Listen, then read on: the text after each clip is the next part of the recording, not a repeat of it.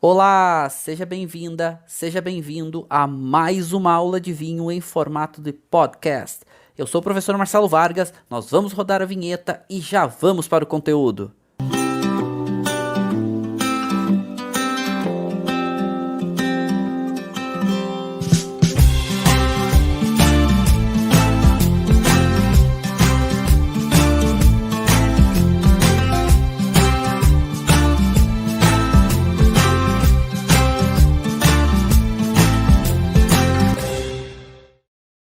Então, estamos desbravando a Itália. E começar a aula de hoje é pensar, é entender, é buscar a compreensão do que são os novos perfis de vinhos, os novos estilos, as novas tendências, eu vou chamar assim, mas mais do que novidades, é o que está acontecendo na Itália nesse momento, nessa região chamada Toscana, que é a mais tradicional ou uma das mais tradicionais na elaboração de vinhos de toda a Itália. E não só da Itália, do mundo. Então tem regiões muito clássicas como Chianti, Brunello, como os clássicos vinhos, né? Hoje da região de Bolgheri, a gente tem da área de Montepulciano, né? Mas não da uva, mas da comuna, né, de Montepulciano, faz o Vinho Nobile de Montepulciano, e tem coisas incríveis aqui, e muito, muito tradicionais, muito peculiares, muito únicas, e bastante conservadas, assim, bastante conservadoras, né? Conservadas no sentido de não mudar, de manter a sua essência.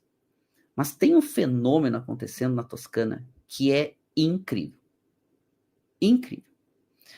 É incrível porque consegue trazer uma nova linguagem para alguns vinhos, inclusive em denominações bem tradicionais, que explora o que, no meu entendimento, é o mais rico da Toscana, que é o contraste, que é a diversidade. A Toscana é uma região simplesmente incrível. É daquelas regiões que quem não conhece a Itália gosta de vinho, gosta de paisagens bonitas, gosta de uma boa gastronomia. É uma das primeiras regiões a se visitar, se não a primeira. Eu sempre falo, Toscana é um dos lugares que você tem que ir pelo menos uma vez na vida. Tem que aproveitar, tem que ter a chance, quando tiver a chance de ir, tem que ir. E realmente é um lugar que parece pintura. E a gente olhando essa paisagem, que define bem a Toscana, de uma pequena propriedade agrícola, cercada de plantações, normalmente vinhedos ou oliveiras, a gente vê esses cipresses, que são esses pequenos esses pinheirinhos finos, né? Pequenos pinheiros finos e compridos, a gente vê esses rolos de feno, a gente vê essas colinas, ao fundo montanhas, isso é a Toscana. Mas percebam a diversidade que a gente tem aqui, percebam a amplitude de diferentes características, contexto e terroir. E quando eu falo que esses novos vinhos da Toscana, esses novos perfis, esses novos estilos, vêm muito a agregar pelo que a Toscana tem de melhor, que é a sua diversidade, não é que as denominações tradicionais tenham que perder sua essência. Não é isso. Nós estamos falando de complementar, de trazer algo diferente, de ter uma oferta um pouquinho mais ampla. E quando a gente dá uma olhada aqui, nessa tabela de safras da Wine Enthusiast, eu gosto muito de usar essa tabela de safra porque é uma referência do que eles estão acompanhando regularmente. O Wine Enthusiast é uma das mais importantes publicações de vinhos do mundo. É uma revista extremamente conceituada. E eles acompanham ano após ano, degustam diversas vezes por ano, diferentes vinhos, diferentes regiões, diferentes produtores. Então, o que eles estão avaliando é o que eles consideram mais importante. E a gente olhando a Toscana, a gente tem algumas áreas aqui que são regularmente avaliadas, como Bolgheri, Chianti Classico, Brunello di Montalcino e Maremma. Então, 4 áreas famosas por vinhos tintos potentes e intensos. Bolgheri, Castas Internacionais, Chianti com Sangiovese, Brunello com Sangiovese Grosso e Maremma com um pouco de Sangiovese, com Castas Internacionais, com, enfim, diferentes vinhos, mas muito centrado nos vinhos tintos potentes. Vinhos tintos mais extraídos, muitas vezes mais concentrados. Brunello é um vinho que precisa de 4 anos para ir para o mercado, né? Então começa a vindima, você colhe as uvas, vinifica o vinho, depois de 4 anos que você pode comercializar Brunello. Então, são vinhos potentes, são vinhos intensos. Só que esse movimento que a Toscana está passando é um movimento que traz uma vida extra. E não dá para a gente não pensar a Toscana como algum lugar que é de renovação. Vide a capital, Firenze. Né? Firenze, o berço da Renascença. O berço, né, da transição, da saída da Idade das Trevas. E assim, a Toscana, por essência, por natureza, é uma região de transformações. É na Toscana que surgem os super toscanos. É na Toscana que hoje está a denominação de maior valor agregado da Itália, Brunello de Montalcino. É na Toscana que a gente tem a área demarcada mais antiga do mundo, Chianti, em 1716. Então, olha a riqueza só relacionado à cultura do vinho que a gente está falando da Toscana.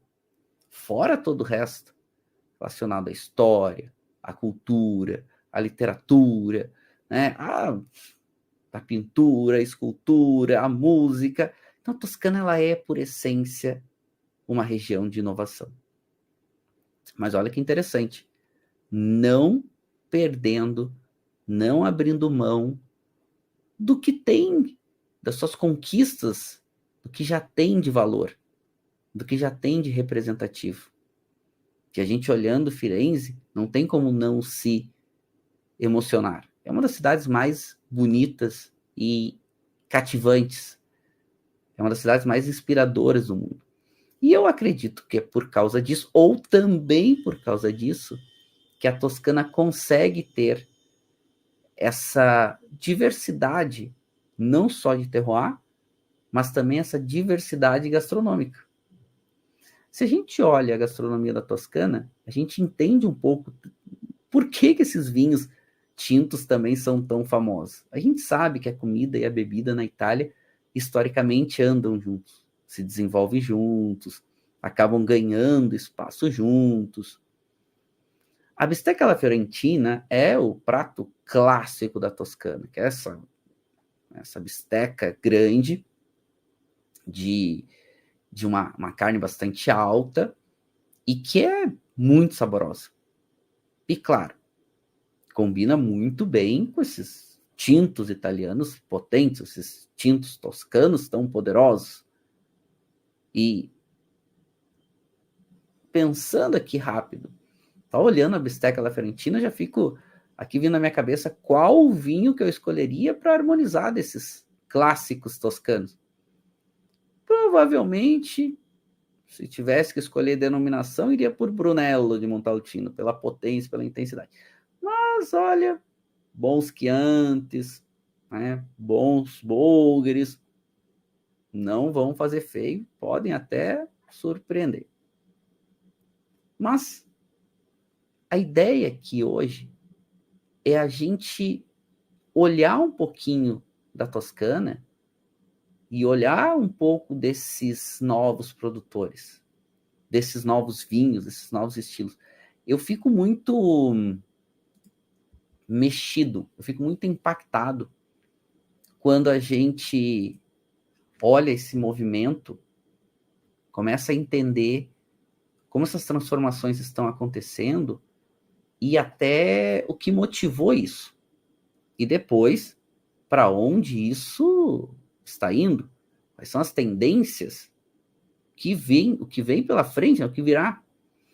E pegando um produtor que eu vou degustar com vocês hoje, é um produtor que tem me chamado muita atenção e que gosto muito.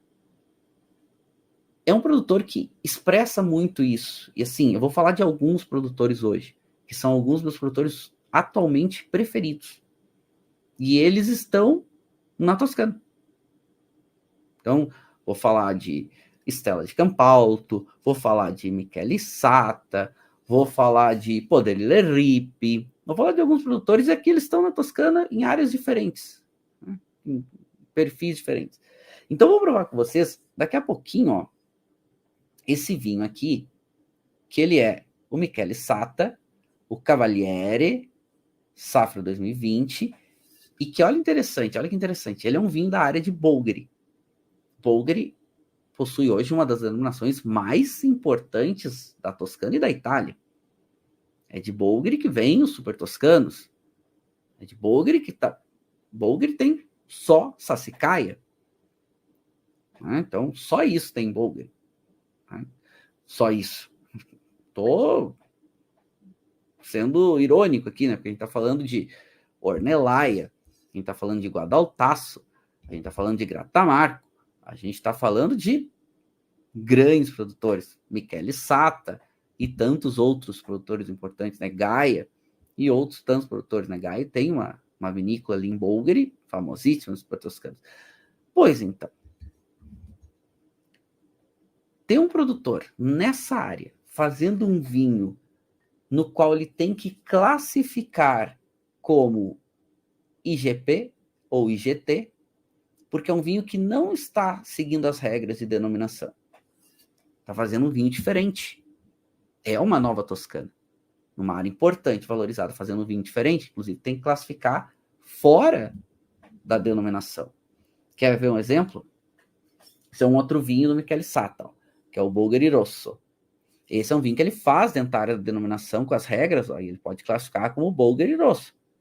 Ó, denominação de origem controlada. Percebam que uma DOC, como o Bolgheri, é uma DOC importante, é uma DOC que tem um valor agregado alto. Então, o produtor que está nessa área e pode, normalmente ele usa essa DOC, porque é uma DOC representativa, é uma DOC importante, uma DOC com valor agregado alto. Quando ele não usa, ele escolhe fazer um vinho diferente, alguma coisa tem. E esse vinho aqui, ele é um vinho, ó, primeiro, 100% Sangiovese. Bolgheri DOC não permite fazer 100% Sangiovese. Tá?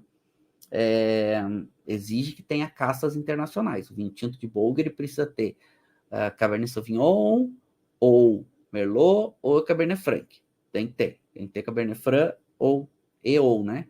Cabernet Sauvignon, Cabernet Franc, Merlot. E aí depois pode complementar com outras variedades, como Sangiovese, Syrah e outras, tá? E olha aqui, então esse vinho é 100% Sangiovese e ele é vinificado 30% das uvas com cacho inteiro. Pega o cacho todo, não desengaça, coloca para fermentar. Vai extrair características do engaço. É muito uma linha borgonhesa, né? Borgonha que é especialista em fazer isso.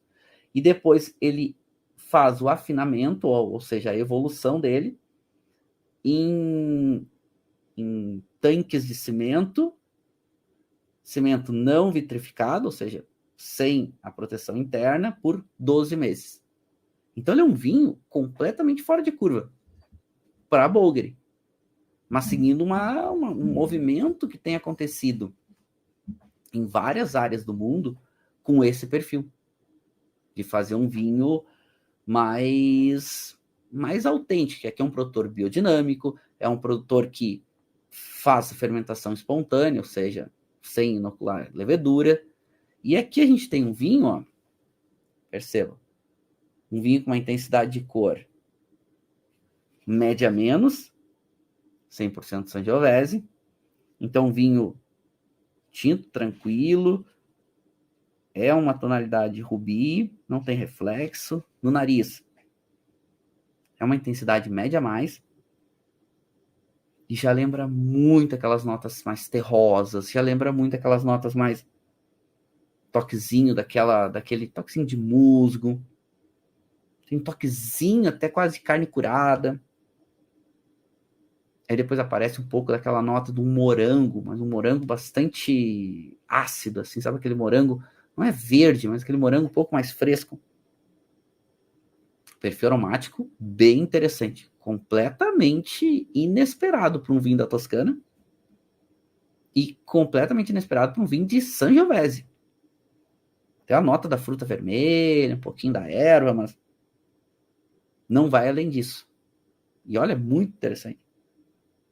Em boca,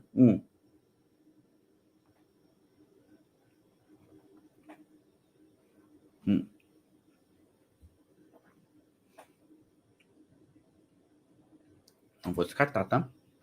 Adoro os vinhos do Michele Sata. Ó, tanino da Sangiovese, né? Então ele é um vinho seco, tanino médio mais, textura média, densidade médio mais, textura média. Ele é um vinho com álcool suaçando um pouquinho de médio, mas bem integrado. Ele é um vinho com uma acidez média mais, ele é um vinho com corpo médio, ele é um vinho com uma persistência longa. Em boca, ele lembra um pouco mais a nota terrosa, o tanino está bastante jovem ainda, mas de uma qualidade alta. Os elementos estão bem integrados, mesmo para um vinho jovem, apesar do tanino ainda tem um destaque junto com a acidez, né? Tem até um bom equilíbrio entre essa estrutura tânica e a acidez, e o sabor desse vinho está conseguindo fazer um trabalho muito interessante de agregar essas estruturas aqui que poderiam estar um pouquinho sobrando, um pouquinho mais intensa. Um vinho, olha, muito interessante. Assim, completamente fora do convencional, né? Completamente diferente do que a gente está acostumado.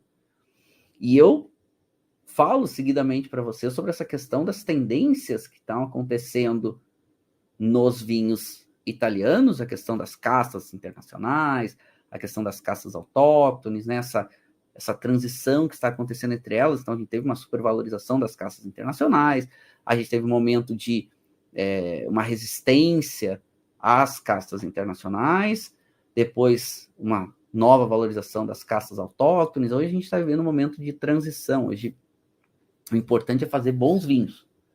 Bons vinhos ajudam a vender. Claro que denominações importantes, elas têm marcas importantes e acabam agregando valor mesmo, às vezes com vinho não tão interessante, né? Então, Brunello de Montalcino é um vinho famoso, é uma marca famosa, é uma região, uma denominação famosa. Então, um vinho, às vezes, mesmo não tão interessante, acaba se beneficiando disso. Mas muitos produtores, eles estão hoje abertos a fazer coisas diferentes. Então, esse é um exemplo. Michele Sata está fazendo um vinho que não é comum, né? Vamos pensar aqui, ó, um vinho que vem de uma área famosa, com uma marca famosa, que é Bulgari. Bulgari é só a área de Sassicaia, né, gente? Vamos lembrar disso. A área do Ornellaia. Só que fazendo Sangiovese, que Bulgari não permite fazer 100% Sangiovese, até permite ter um percentual no corte, mas não 100%. E tem que classificar como IGT, mas fazendo com qualidade. E esse fenômeno é já uma dessas novidades da Toscana. Ah, mas o pessoal já não fazia isso? Não era a preferência, não era a tendência. Toscana é uma área de muito valor agregado. Não tem vinho barato na Toscana. Tanto que a gente olha que a Toscana tem 11 DOCGs e 41 DOCs. E ainda para completar, 6 IGPs. Sendo uma delas, a mais famosa, que se chama Toscana. Que pode vir vinhos de toda a área. E isso é bem significativo, né? A Toscana, a uva principal é a Sangiovese, com mais de 65%. E a grande questão da Toscana são os vinhos tintos. Tinto é o grande diferencial. E esses novos vinhos que a gente tem provado da Toscana, primeiro, são perfis diferentes de vinhos tintos. Segundo, vinhos de diferentes estilos, fora os tintos, que vêm ganhando uma representatividade, como brancos, rosés e até espumantes, em menor proporção. Brancos e rosés um pouquinho mais. Mas vamos lá. mais de 80% dos vinhos da Toscana são vinhos tintos.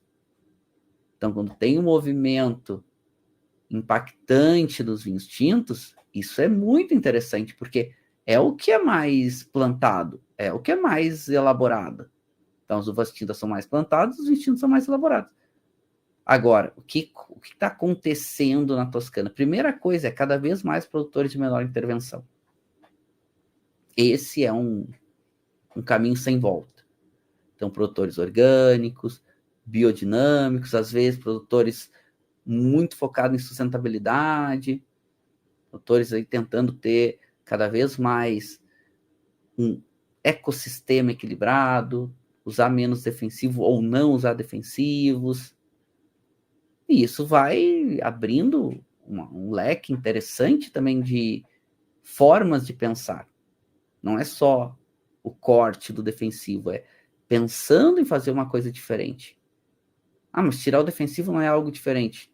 Não, mas pode essa ideia ter surgido de um pensamento diferente. Por que eu vou tirar o defensivo? Por que eu não vou usar defensivo no vinhedo? É mais difícil cultivar uva sem defensivo. Mas por que eu vou tirar? Porque eu tenho uma consciência que o defensivo daqui a pouco não é positivo, ou porque eu quero fazer vinhos mais autênticos, ou porque eu quero equilibrar o ecossistema para ter um desenvolvimento maior das leveduras nativas, com uma fermentação espontânea. Michele Sato é um exemplo, ele faz fermentação espontânea. E aqui num vinho escolheu fazer 30% com caixa inteiro de Sangiovese. Mas uma das coisas que está mudando, então, são diferentes perfis de vinhos tintos, mas também vinhos brancos e vinhos rosés bem interessantes. É um movimento muito, muito interessante da Toscana. Por quê? Porque a Toscana é uma das regiões mais tradicionais da Itália. Não é fácil mudar. É uma região de muito prestígio. É uma região que eu considero abençoada. Então, vamos pensar que a Toscana está aqui, na parte central da Itália, pegando o leste da Itália, do Mar da Ligúria e o Mar Tirreno. Essa ideia do Mar Tirreno é legal de pensar, né? É um mar frio, tem bastante frescor na costa, né? Na área costeira. O Tirreno é um mar que é muito bonito, tem uma costa muito bonita e chama muito a atenção das pessoas. Chama muito turista, chama muitas pessoas querendo investir na área. Então, eu gosto de pensar a Toscana como uma região de muita diversidade naturalmente. Mas mesmo essa região costeira, que é fria, a gente tem que entender que o conjunto climático predominante da Itália é o conjunto mediterrâneo, inclusive a Toscana. O clima mediterrâneo, ele é um clima de verões mais quentes e mais secos. Então, favorece uvas tintas, favorece o amadurecimento de uvas tintas.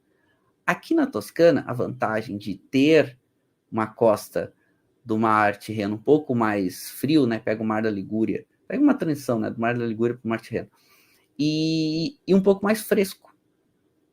Então, favorece uvas tintas, mas com um certo frescor.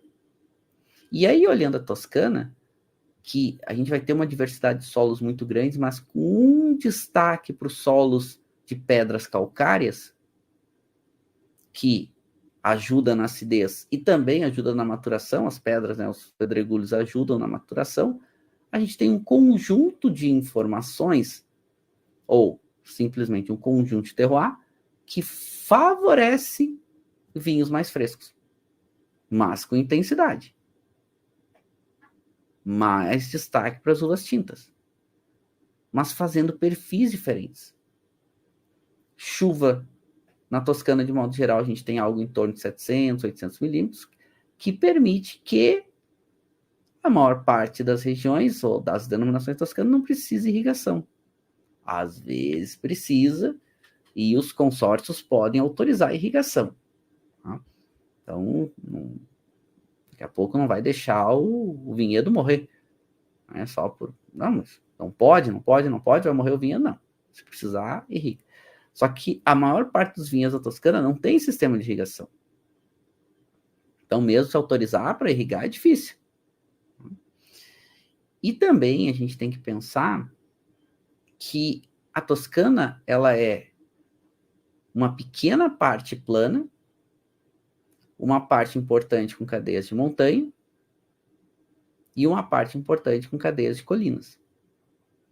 Essas cadeias de colinas também vão ter diferentes texturas de solo, vão ter diferentes exposições solares, e isso tudo vai aumentando essa diversidade da Toscana.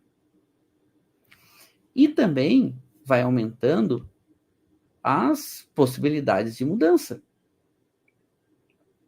Então, um exemplo muito legal que está acontecendo agora desse novo perfil do vinho toscano é com algumas denominações muito tradicionais, como é o caso da área de Chianti, Chianti clássico, por exemplo, que é a mais antiga área demarcada do mundo, lá de 1716, que foi demarcada pela família Médici.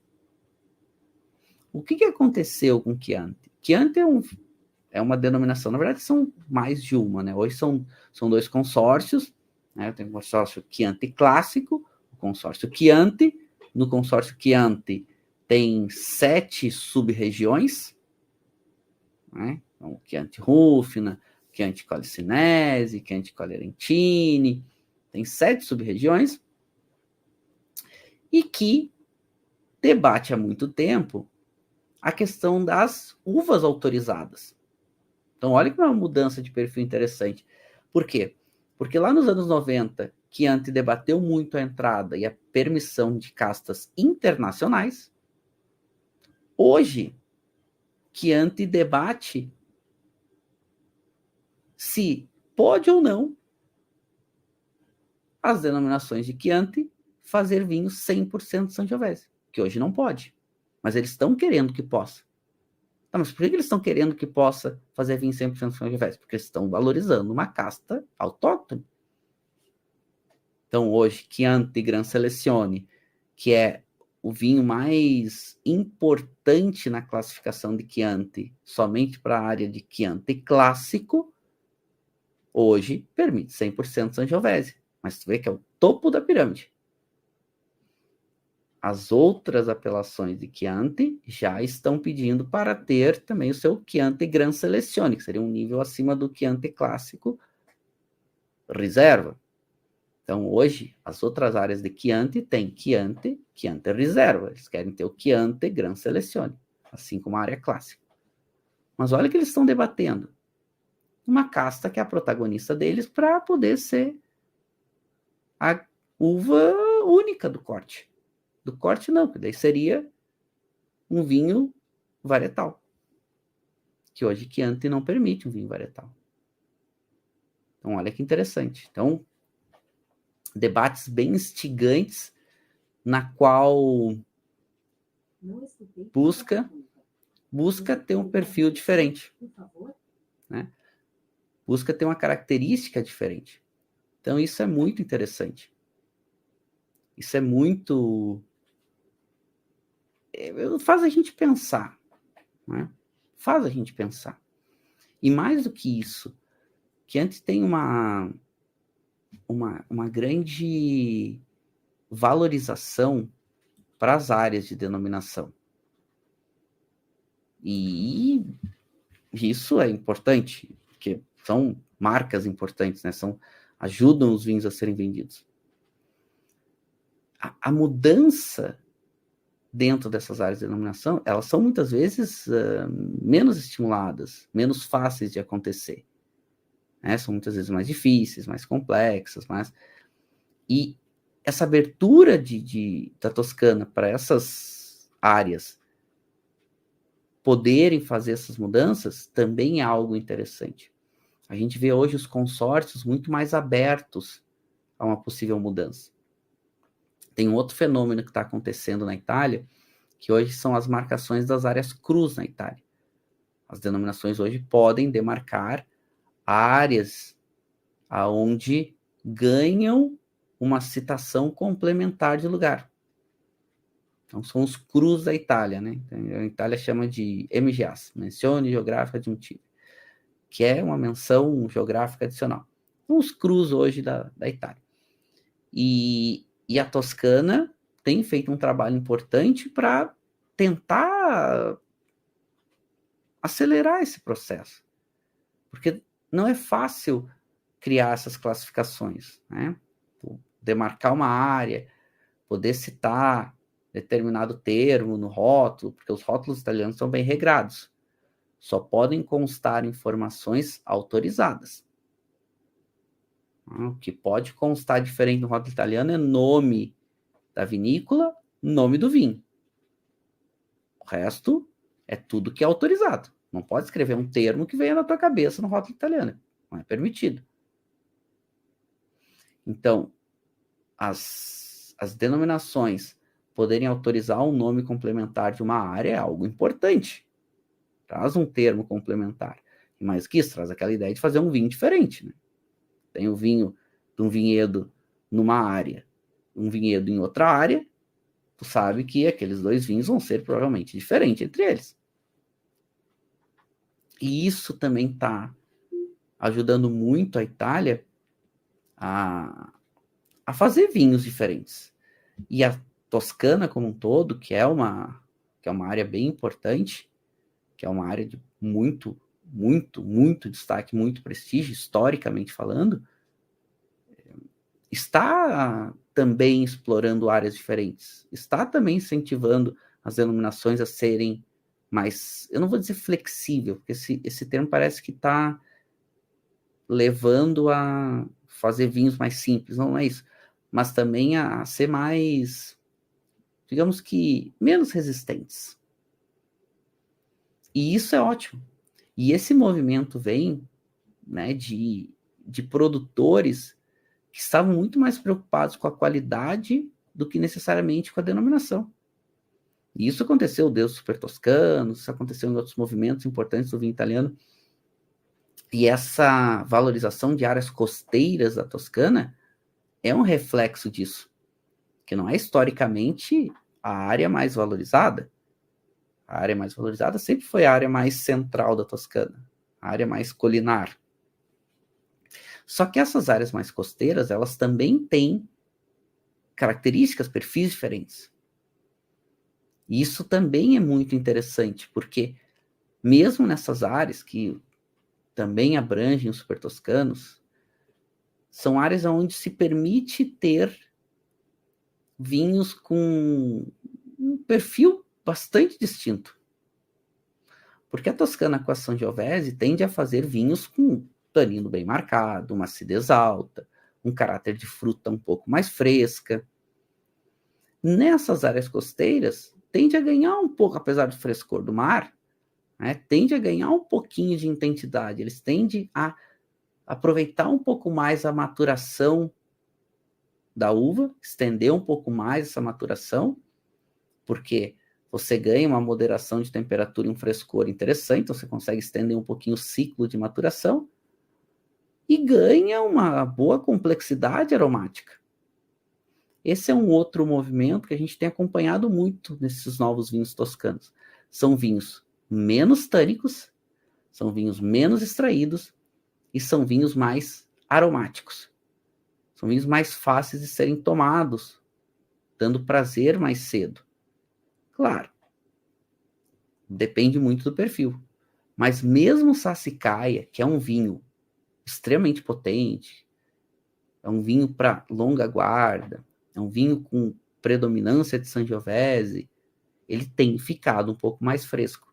Ainda potente, ainda intenso de guarda, mas um pouco mais fresco. Se Sassicaia muda, vocês imaginem os outros. Né? Se um dos vinhos mais importantes do mundo muda. Um outro exemplo muito interessante é Maceto. Maceto é um super toscano, ele é feito pela Tenuta-Ornellaia, ele é uma colina de afloramento de ferro dentro de Ornellaia, e que é o vinho médio, né, médio que eu digo, logo que vai para o mercado, mais caro da Itália. Então o vinho que custa aí 1.200, 1.300, 1.400 euros, safra jovem.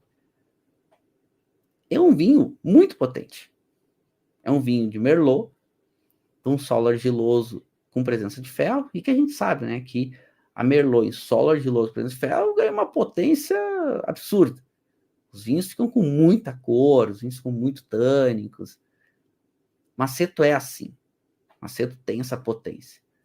Agora, o que a gente também está acompanhando é os anos que a gente tem...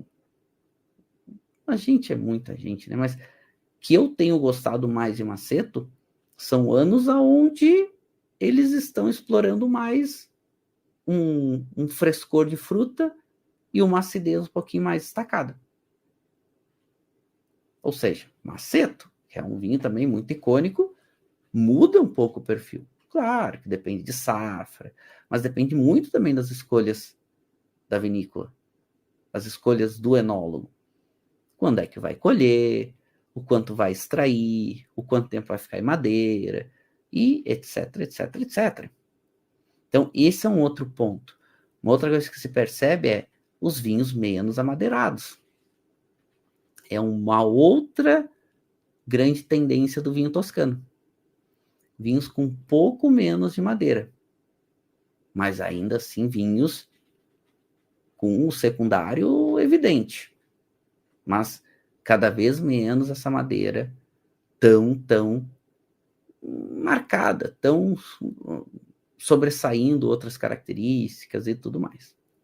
Pois bem, a gente tem na Toscana também muitas áreas de montanhas, aonde a gente tem aí alguns dos vinhos mais potentes. E aqui, inclusive, tem uma cadeia de montanhas muito famosa aqui, chamada Amiata, que é a área onde a gente vai ter Brunello de Montalcino, que é a área de Montalcino. Então, Brunello começa lá desde metade de 1800 pela família Biondisanti e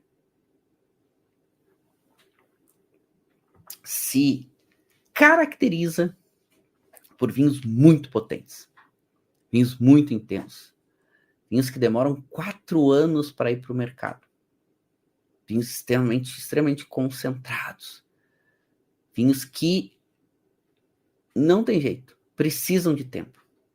E eu adoro o Biondisanti, é um dos meus Brunellos preferidos, inclusive. Né? E são concentrados, são intensos, são potentes. E o que acontece, né, com essas áreas, com esses perfis, com esses vinhos? A gente vê mesmo esses produtores fazendo vinhos mais frescos, vinhos menos concentrados. E mesmo na Toscana Central, eu falei para vocês que é essa área mais valorizada, mais destacada, mais prestigiada. E aqui que a gente tem, por exemplo, se a gente só pegar aqui as DOCGs da Toscana, né, que são... E aqui a gente está pegando as DOCGs da área central, né, que são as principais. Então, a gente só está falando aqui de Brunello, de Chianti Clássico, né, Vinho Nobile de Montepulciano, dando destaque aqui para os vinhos tintos. Mas um outro fenômeno muito interessante é que, mesmo aqui, nessas áreas muito famosas de OCG, são áreas que permitem, normalmente, uma outra denominação na mesma área, só que com nível abaixo, com nível de DOC, por exemplo. O que acaba acontecendo, e até comparando e já usando de exemplo. Vamos pegar Brunello de Montalcino, tá? Brunello de Montalcino está aqui, está marcado na área 1. Vocês vão olhar aqui, ó, essa areazinha aqui, ó, que é a área de Montalcino e algumas comunas em volta. Na mesma área, permite uma outra denominação, na mesma área, tá? Permite uma outra denominação, que é o Rosso de Montalcino. O rosso é na mesma área, só que com nível de exigência um pouco menor. O que acontecia antes? Se produzia muito pouco rosso de Montalcino e muito Brunello, porque o Brunello é mais caro, mais prestigiado, tudo mais. O que a gente tem visto ultimamente nos vinhos da Toscana também é uma tendência, alguns produtores, em fazer um pouco mais de vinho que estão num nível de hierarquia abaixo. Por quê? Porque querem fazer vinhos mais frescos.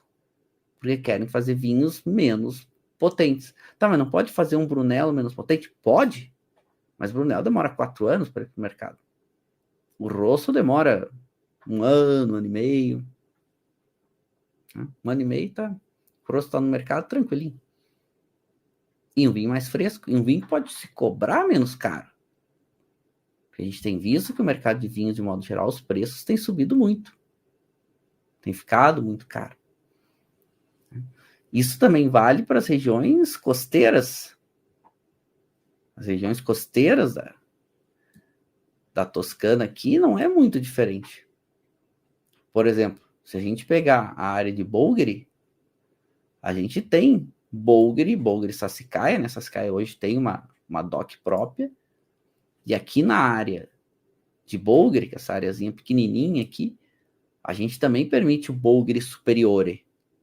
Bolgheri Superiore é dentro da classificação de Bolgheri, são vinhos mais concentrados, mais intensos. A maioria dos produtores antigamente focava muito a sua linha de produção nos Bolgheri Superiore. Hoje já vê muitos produtores bem divididos, fazendo Bolgheri Rosso e fazendo Bolgheri Rosso Superiore, mas numa proporção um pouco mais parelha. Não só focado nos vinhos potentes, intensos, concentrados e de grande valor agregado. Então, esse também já é um movimento extremamente interessante. A questão da sustentabilidade, hoje, é um momento muito, muito interessante para os produtores da Toscana. Muitos deles hoje centrados, preocupados em fazer vinhos com maior entendimento social, com maior cuidado ambiental, com maior preocupação em toda a cadeia ser justa. Esse produtor aqui é um produtor que é um bom exemplo disso. Esse é um produtor de Brunello, né, chamado Podere Ripi. É um produtor que ele está numa área bem importante, né? Castão Novo da Albate, que é uma das comunas de Brunello, e ele é um produtor que ele é biodinâmico, ele é um produtor bastante radical nessa questão de produção, de menor intervenção e tudo mais, e ele é um produtor com bastante recursos financeiros, e mesmo assim ele procura fazer o vinho como ele entende, como ele gosta. Ele é um produtor que, é o proprietário dos cafés Illy. Illy, a gente sabe, uma potência de café, né? uma empresa, uma multinacional muito, muito forte, e que o produtor, um dos sócios, né, são 2 irmãos, um deles cuida aqui da Podere Ripi. E faz um conceito digamos que quase anticomercial, né? Então, um comerciante fazendo um perfil de vinho anticomercial, não é que ele seja anticomercial, ele é bem diferente, ele não tem tanta... Ele não foca tanto no comercial a qualquer preço. Não que a ilha seja assim, não é isso, mas é menos comercial. Então, o comercial acontece depois do que é mais importante, que é para eles, não é vender Brunello, para mim fazer Brunello com esse entendimento. Vinhos mais autênticos, vinhos mais explorando menos tecnologia, um vinho mais expressando lugar, expressando conceito, né? E isso é muito legal. Não é que não possa ter produtores de Brunello muito famosos, muito muito convencionais. E isso se encaixa muito também no que hoje os produtores estão escolhendo como técnicas de vinificação, como técnicas de amadurecimento.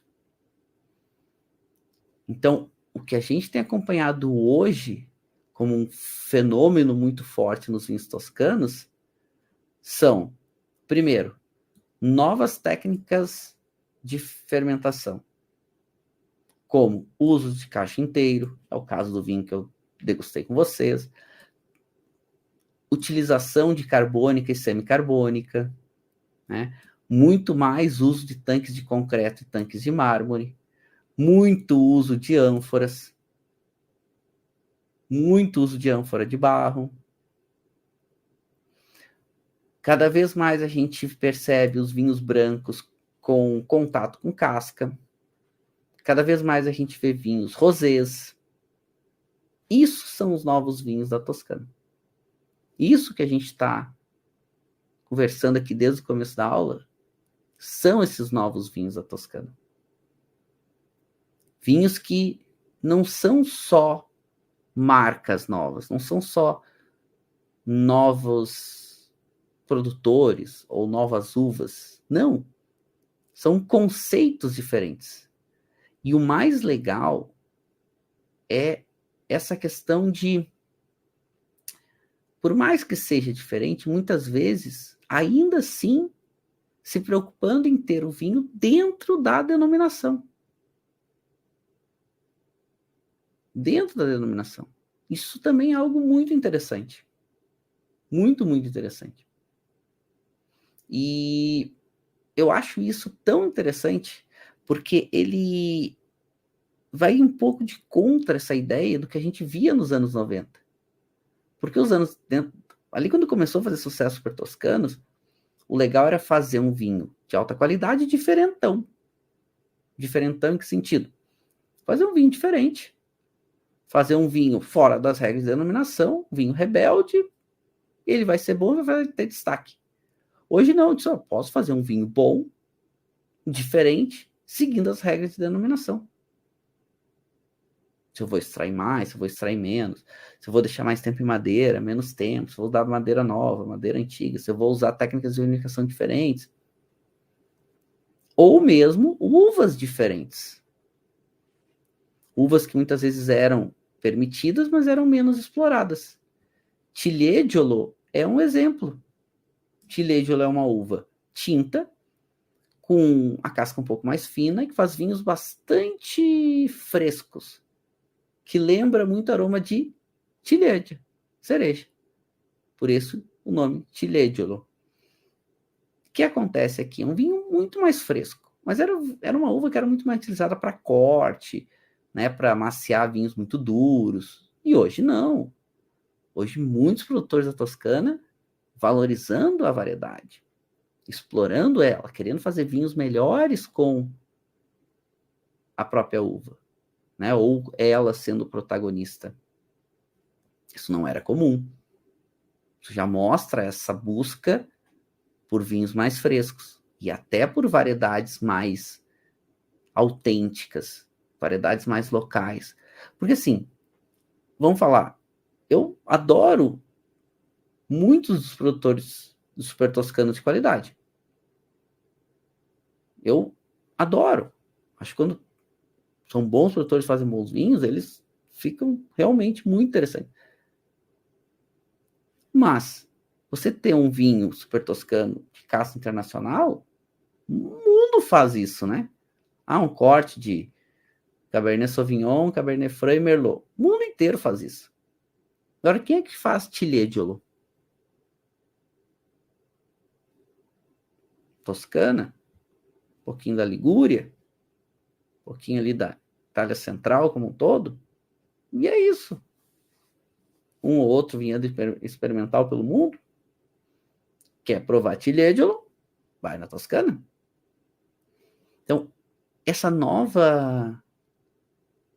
novo jeito de pensar, vou falar assim, essa nova abertura de mercado, essas novas possibilidades, isso é algo tão gratificante, é algo tão eu acho que é tão motivante para nós que trabalhamos com vinho, porque é um movimento, né? É uma transformação importante.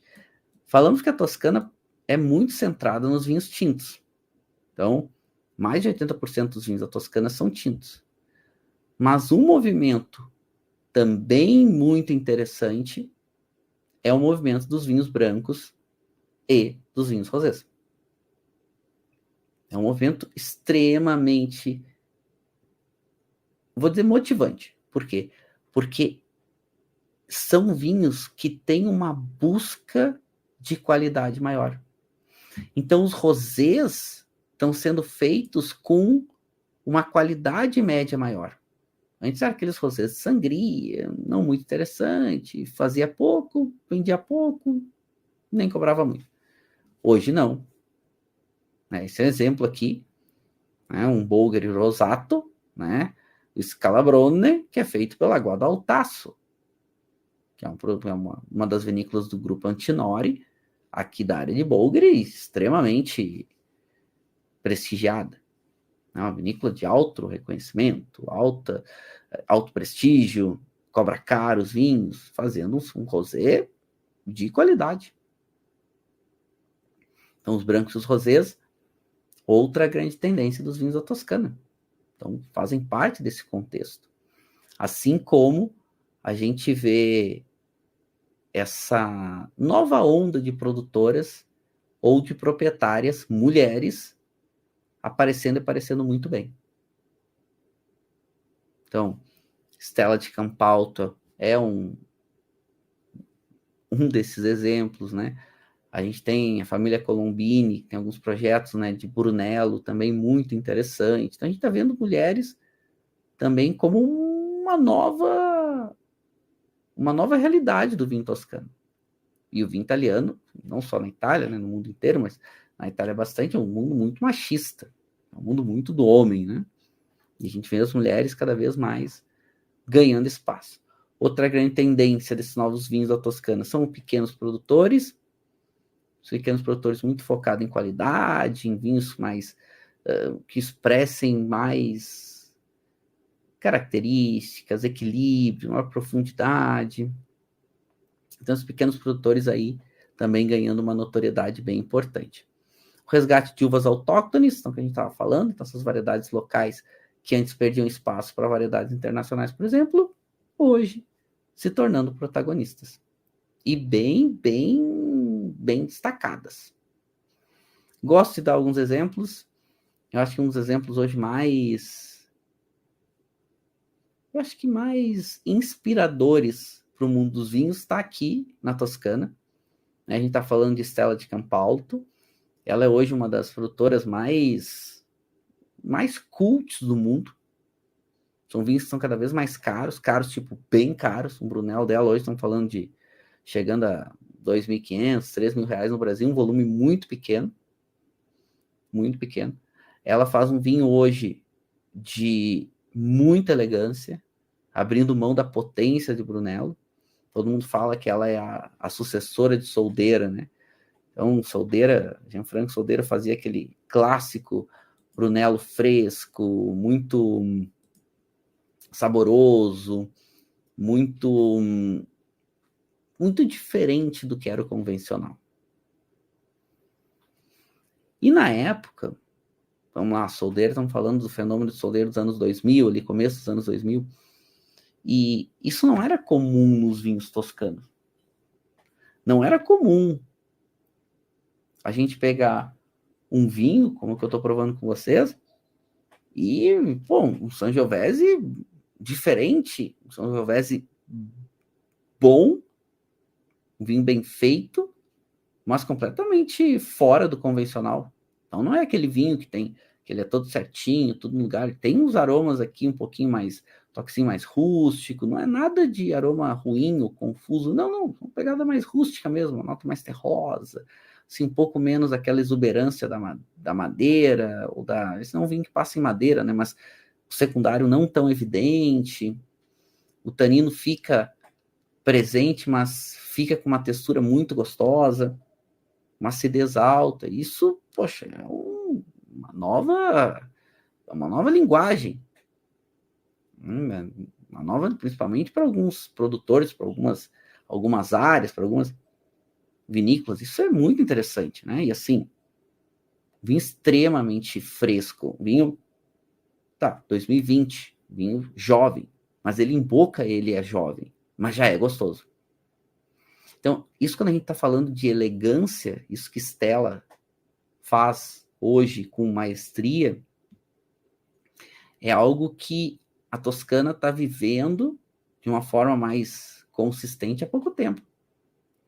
Porque o que era esses vinhos mais elegantes?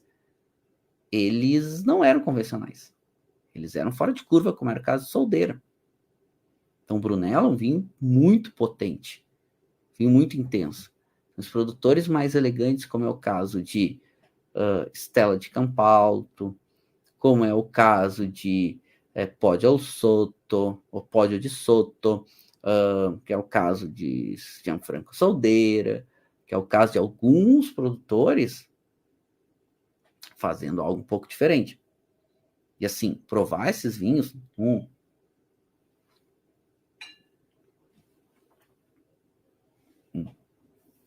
é muito gostoso. Jovem, mas é extremamente saboroso. E o que eu tô falando para vocês não é que uma coisa exclua a outra. Significa que esses vinhos vão ser só eles, que não vão ter outros vinhos. Não! Vão continuar tendo os Brunelos potentes. Continuar tendo os Brunelos, como o caso de Lute de la Vie, como o caso de como Casanova de Neri, como nada errado. São produtores que gostam dos vinhos mais concentrados, mais intensos e super valorizados no mundo. Super prestigiados. Mas abrindo espaço para outros perfis também. Né? Principalmente regiões famosas, destacadas. E acompanhar esse movimento, ou esses movimentos, porque ele não é um só, né? A gente está falando de várias coisas acontecendo ao mesmo tempo. E na Toscana, do mesmo momento, não um termo adequado, mas numa mesma era, ou no mesmo, ou em momentos muito parecidos, a Toscana fazia o movimento dos super toscanos, que era um movimento de supervalorização de castas internacionais. Ao mesmo tempo, tinham produtores que eram extremamente contrários a isso. E que pensavam completamente diferente. Gianfranco Soldeira é um desses exemplos. Tanto Gianfranco Soldeira ele briga muito com o consórcio de Brunello, porque ele entende que o consórcio de Brunello ali nos anos 90 estava tomando atitudes que ele não entendia corretas. Né? E que ele começou a ficar muito contrariado com isso. E olha que interessante. Então, da mesma forma que a gente tinha fenômenos de abertura muito grande para fazer coisas diferentes na Toscana, tinham outros produtores um pouco mais conservadores que queriam fazer vinhos com a sua essência, não queria que a mudança fosse tão agressiva, intensa e tudo mais, e não queria perder a identidade toscana. E aqui eu vou chegar no que, para mim, é o mais rico disso, o mais bonito. É que esses novos vinhos toscanos, que a gente está acompanhando, mais leves, mais frescos e tudo mais, tudo que eu contei até agora, eles não perdem a identidade toscana. Eles continuam com a sua essência.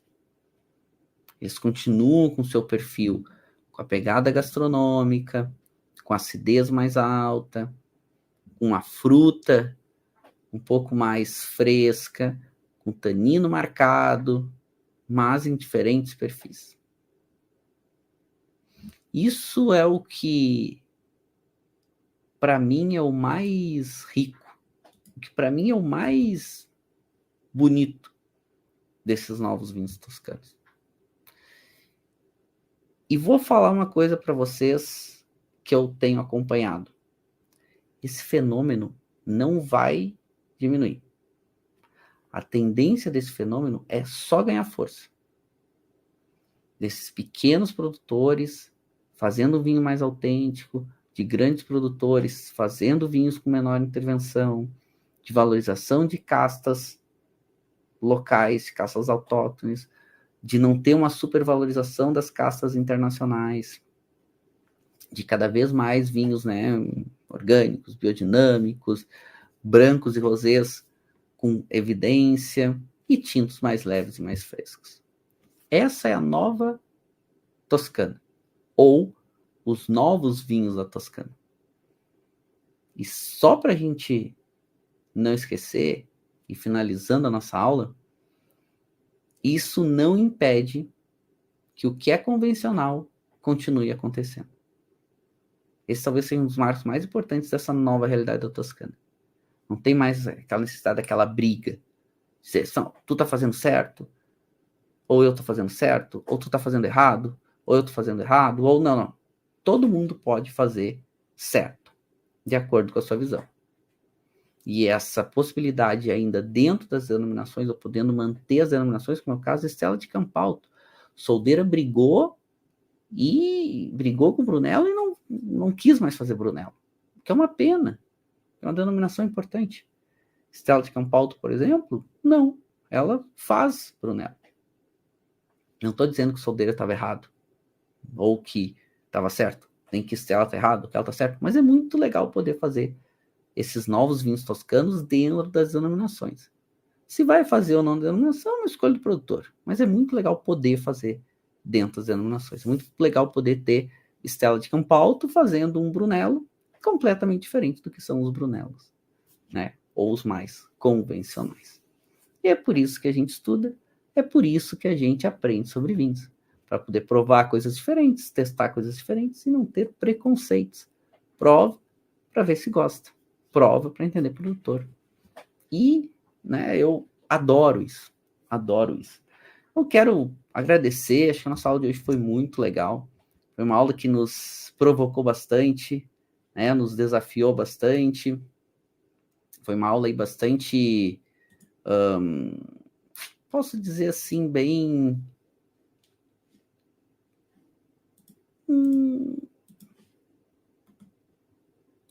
posso dizer bem instigante. Posso dizer bem provocativo. Né? E é provocativo no sentido, não tem pior, não tem melhor. Tenha bons vinhos, seja no estilo, seja em outro, seja num perfil, seja no outro, seja numa uva, seja no outro, né? Então adorei nossa aula, quero deixar um beijo muito especial, quero deixar aquele brinde final.